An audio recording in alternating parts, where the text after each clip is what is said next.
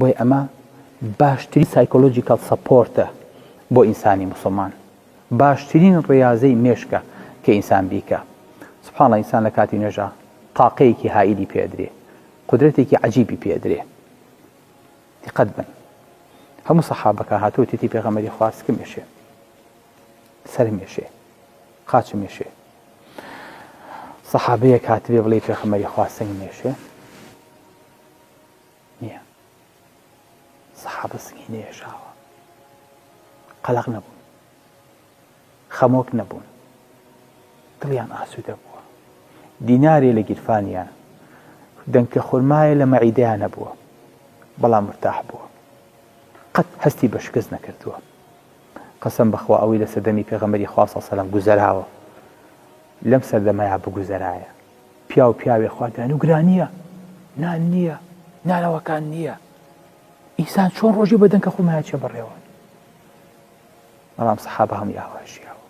لۆچێک ئاردی هەبوویان نەیبووە، ئەویش ئاردی چۆ دەنکە خورمایەکی هەبوویان نەیبووە لە ماڵە، خۆی بە ملیک نەگۆڕیوەتەوە. ئەمە ئەم قودرەتەیە هەموو جارێ شەحنی کردوێتەوە، نەیهێشتووە شکست بێنێ، نەیهێشتووە بکەوێ. بۆیە بینی زۆربەی نەخۆشیەکانی ئەمڕۆ لە ساهەشتای نەفسیە، لە ساهەشتای دەرونیە. جا مۆدیلاتیشی بۆ دروستە بێ. خەڵک هەر ڕۆژە وڵا کاکتۆ جان ئەڵێن ئاسنەکە کەمە. یعنی چی دادەجان ئاسنەکە؟ وڵای کاکتۆ ئاسنەکەم نازانم، ئەڵێن ئاسنەکە کەمە. باشە تۆ هیمۆگلۆبینت تەواو، ئاسنە بۆ چییە؟